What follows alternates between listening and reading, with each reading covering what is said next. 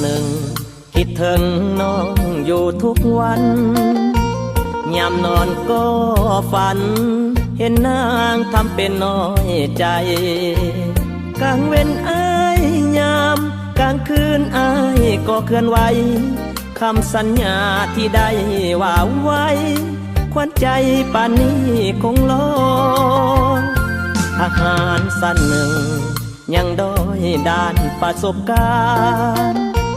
นั่นละตาหวานไอ้จริงขยันฝึกฝนตั้งต่อจำเป็นต้องตัดคำนัดบอกนางให้รอเรื่องนัดพบใจยังจดจ่อให้นวลละออภัยด้วยนะถ้าว่าเวียกงานของอ้ายเบาบางทางการเพิ่นอนุญาตอ้ายก็บ่อาจผิดพลาดต่อคำสัญญาเทื่อนี้เวียกงานทางการสำคัญเกินกว่าจึงบ่ได้มาหาน้องคนดีทหารสั้นหนึ่งมีวันคงได้บรรษา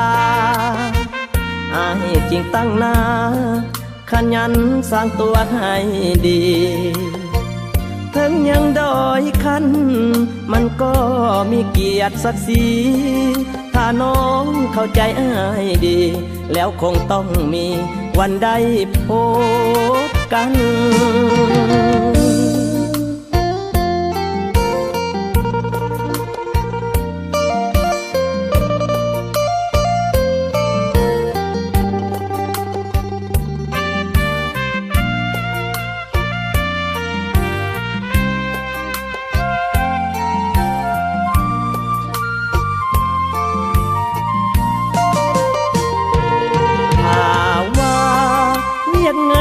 ของอ้ายเบาบางทางการเพิ่นอนุญา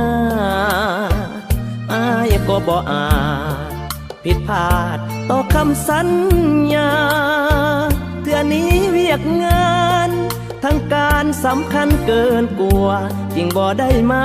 หาน้องคนดีทหารสั้นหนึ่ง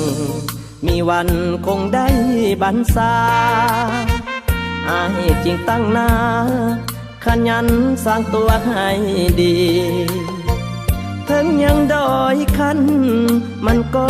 มีเกียรติศักดิ์ศรีถ้าน้องเข้าใจอ้ายดีแล้วคงต้องมีวันได้พบกัน